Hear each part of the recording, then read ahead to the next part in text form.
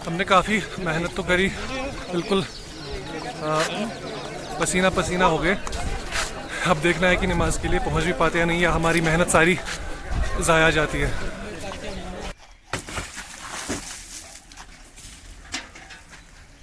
तो अस्सलाम वालेकुम गाइस, वेलकम है आपका मेरे नए व्लॉग में। आज हम जा रहे हैं दरगाह हज़रत बल, जो आप यहाँ पे स्क्रीन पे देख रहे हैं। तो यहाँ पे हम काफ़ी समय से प्लान कर रहे थे जाने की। 2-4 दिन पहले भी हमने प्लान किया था यहाँ जाने की, लेकिन थोड़ा सा प्लान में चेंज हुआ क्योंकि आज 24वां रमज़ान है और जुमातुल विदा भी है। तो हमने सोचा चलो ठीक है, इसी दिन जाते हैं, जुमातुल विदा के दिन ही जाते हैं। एक बात यह है कि आज छुट्टी भी है, तो इस वजह से भीड़ शायद बहुत होगी और ट्रैफिक का भी होना शायद बहुत ज़्यादा होगा। वैसे हमने सोचा था सुबह जल्दी जाने की, लेकिन थोड़ा सा काम पड़ गया तो थोड़ा सा लेट हो गया हमें।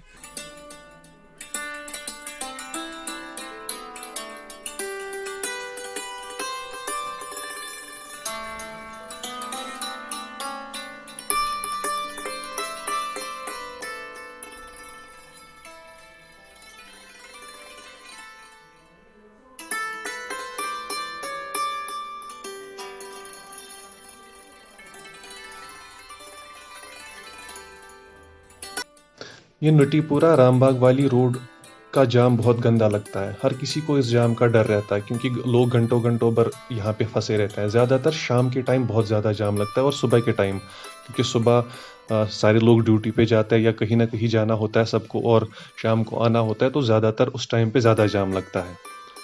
तो हमें काफ़ी लेट हो गया है पहले से ही, तो देखते हैं अगर हम नमाज टाइम पे पहुँच पाते हैं वहाँ पे दरगाह में। नहीं तो अगर हमें लगा कि हम नहीं पहुँच पाएंगे तो किसी और मस्जिद में देख लेंगे, हम नमाज़ पढ़ लेंगे, लेकिन दरगाह में जाएंगे ज़रूर क्योंकि हमें जाना ज़रूरी है वहाँ पे। ये जो आप सामने बिल्डिंग देख रहे हो वाइट कलर की, जमजम बिल्डिंग, यहाँ JKSSB का हेड ऑफिस है। वैसे हर कोई कश्मीर में अभी तैयारी कर रहा है एग्ज़ाम्स की, कोई JKSSB तो कोई SSC। ज़्यादातर तो यहाँ की कश्मीर के बच्चे JKSSB के लिए प्रिपेयर कर रहे हैं। तो इन्होंने एक रिसेंटली कैलेंडर इशू किया था, उसको फिर से हटा दिया क्योंकि इनका कुछ केस वेस चल रहा था कोर्ट में। तो होप कि इनका ये जल्दी मैटर सॉल्व हो जाए ताकि बच्चों को थोड़ी राहत मिल जाए। जब ट्रैफिक जाम में फंसता है ना इंसान, तो एक ही गाना याद आता है, क्या बस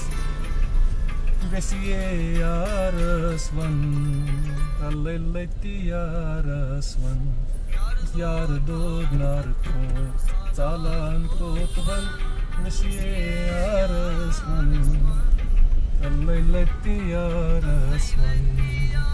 आप भी बनाइए मेरे साथ, इससे ना थोड़ा सा टाइम पास भी हो जाता है जाम में। ऊपर से पहले ही टेंशन है क्योंकि शायद नमाज भी हाथ से छूट गई हमें।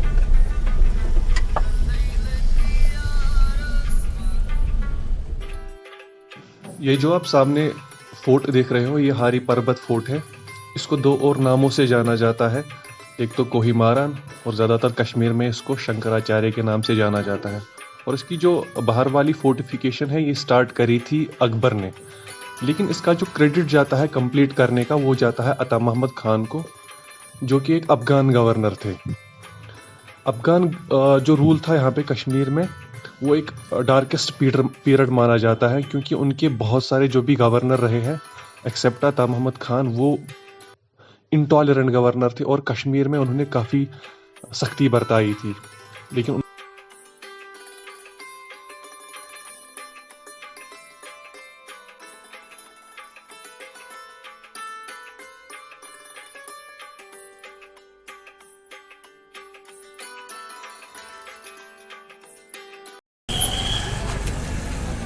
सारे लोग अभी नमाज के लिए दौड़ रहे हैं बेचारे, और हम भी इन्हीं के पीछे।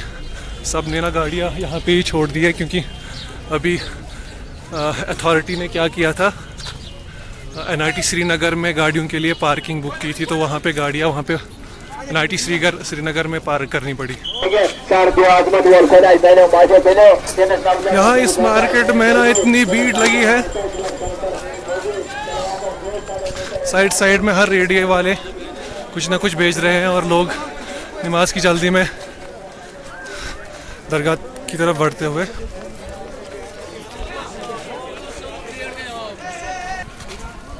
हमने काफ़ी मेहनत तो करी, बिल्कुल पसीना पसीना हो गए।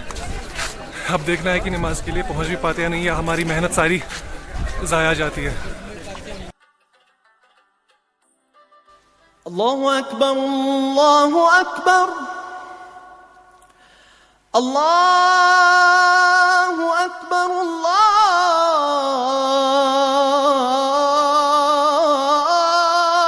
अकबर, अशहदु अन ला इलाहा इल्ला। रहने के बाद और नाइटी श्रीनगर से यहाँ तक हमने इतनी दौड़ लगाई कि मेरे हाथ जो है बिल्कुल मुंह में आ गया, ताकि नमाज के लिए पहुँच सके हम। लेकिन फिर भी हमने लगभग 10 मिनट पहले पहुँचे नमाज के लिए, और अब सीधा डल में वज़ू बनाया साकिब ने भी और मैंने भी। तो फाइनली अभी अजान हो रही है। अगर आप पीछे से बैकग्राउंड म्यूज़िक देखें तो फाइनली जिस मकसद के लिए पहले आए थे वो मकसद कम से कम पूरा तो हो जाएगा। अब अगर ये वाली साइड आप देखें तो यहाँ से जो है ये वाली, यहाँ से ज़ियारत दिखाते हैं, जो मोए मुबारक की ज़ियारत दिखाते हैं। और यहाँ से नमाज का अहतमाम किया गया है मर्दों के लिए, औरतों के लिए यहाँ से पीछे ही किया गया है, बिल्कुल डल वाली साइड। और सारे अभी नमाज के लिए जा रहे हैं। आप भीड़ देख सकते हैं यहाँ पे कितनी भीड़ है आज जुम्मतुल विदा के मौके पर। वैसे आमतौर पे इतनी भीड़ देखी नहीं जाती, अगर कोई और जुम्मा देखे तो हाँ भीड़ बहुत ज़्यादा रहती है, लेकिन इतनी भी नहीं रहती है। तो अभी बहुत ज़्यादा भीड़ है, लेकिन अभी कमेटी ने बहुत अच्छा सा एक ये किया है कि 2:30 बजे नमाज रखी है। इस वजह से ना अगर कोई थोड़ा सा लेट भी पहुंचा तो वो नमाज के लिए यहाँ पे पहुंच गया। हमें भी बहुत लेट हो गया था, लेकिन फाइनली हम नमाज टाइम पे पहुंच गए यहाँ पे। और साथ में इस भीड़ के साथ हम जा रहे हैं नमाज के लिए।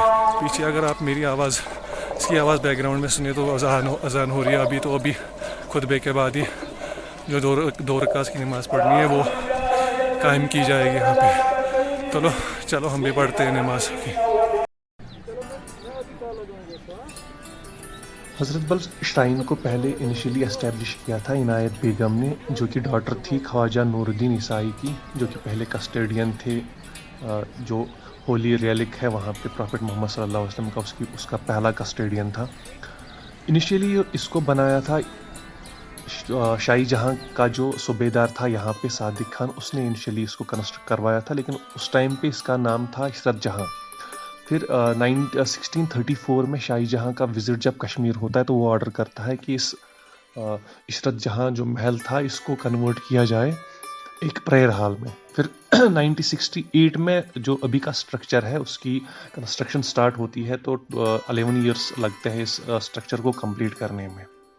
इनिशियली जो प्रॉफिट मोहम्मद सल्लल्लाहु अलैहि वसल्लम का मोए मुक़द्दस वहाँ पे है, इसको लाया था पहले मदीना से एक सईद अब्दुल्लाह मदनी के नाम से एक बंदा था, उसने लाया था वहाँ से। लेकिन वो फिर बसा था इंडिया में, साउथ इंडिया में एक बीजापुर नाम की सिटी है, वहाँ पे बसा था वो। फिर कुछ टाइम के बाद ये सईद अब्दुल्लाह मदनी जो है ये गुजर जाते हैं, इनकी डेथ हो जाती है। तो ये जो होली रेलिक है अपने सन यानी सईद हमीद को पास ऑन करते हैं, तो वो उनके पास रहता है। फिर उस टाइम पे क्या होता है, एक मुग़ल एम्पायर काफ़ी पावरफुल होती है, औरंगज़ेब उस टाइम पे रूल कर रहा होता है। तो सईद हमीद को लगता है कि मैं शायद इसको प्रोटेक्ट नहीं कर पाऊँगा इसको, तो वो पास ऑन कर देते हैं ये ख्वाजा नूरुद्दीन ईसाई को, जो कि कश्मीर से बिलोंग करते थे, एक बिजनेसमैन थे कश्मीर के, तो वो उसको दे देते हैं। तो वो चाहते थे कि वो होली रेलिक को कश्मीर ले आए।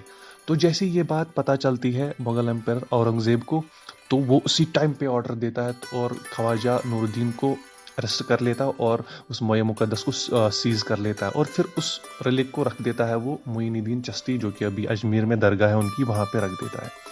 लेकिन कुछ टाइम जैसे ही बीतता है, औरंगज़ेब अपने ख्वाब में क्या देखता है, वो देखता है मोहम्मद सल्लल्लाहु अलैहि वसल्लम को और उनके जो 4 खलीफा थे अबू बकर, उमर, उस्मान और अली, उनको देखता है। और हज़रत मोहम्मद सल्लल्लाहु अलैहि वसल्लम उनको ऑर्डर देते हैं कि ये मोए मुक़द्दस को यहाँ से ट्रांसफ़र करके कश्मीर भेज दो। तो फिर औरंगज़ेब को ये हुक्म मानना पड़ता है, क्योंकि हर किसी को मानना पड़ेगा।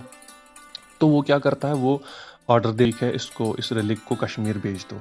तब तक लेकिन जेल में जो ख्वाजा नूरुद्दीन होते हैं वो उनकी डेथ हो चुकी होती है। तो फिर औरंगज़ेब क्या करते हैं, वो उसकी डेड बॉडी जो है उसके साथ में ही मोए मुक़द्दस को भेज देते हैं कश्मीर, और यहाँ पे उसको रिसीव करती है ख्वाजा नूरुद्दीन की जो डॉटर होती है इनायत बेगम। तो वो फिर बनती है पहले कस्टोडियन किसकी, जो होली रेलिक है तो उसकी।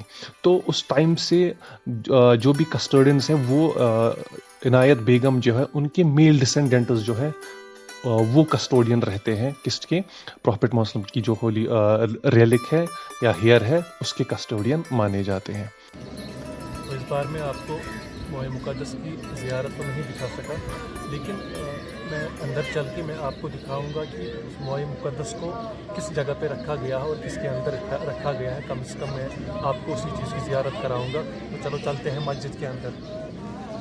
तो चलो आइए मेरे साथ चलते हैं अंदर। अल्लाहु अकबर, अल्लाहु अकबर,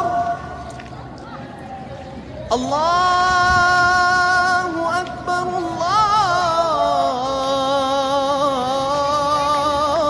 अल्लाहु अकबर। अशहदु अन ला इलाहा इल्लल्लाह।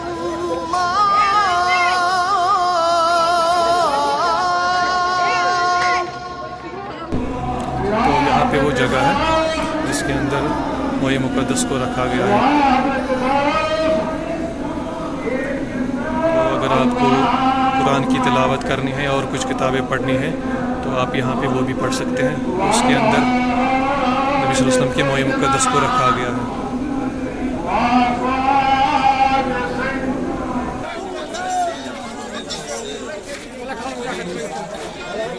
तो जी फाइनली अब हम भी आ गए हैं दरगाह से बाहर। तो लोगों की भीड़ अभी भी जमा है। कुछ लोग घर जा रहे हैं तो कुछ लोग कुछ ना कुछ खरीदने में लगे हैं। कोई कपड़े ले रहे हैं तो कोई सब्ज़ी ले रही है और कोई मेवे, क्योंकि इफ्तार भी नज़दीक आ रहा है अब। तो चलो हम भी चलते हैं अब आगे, क्योंकि इफ्तारी नज़दीक आ रही है, इफ्तारी भी करनी है।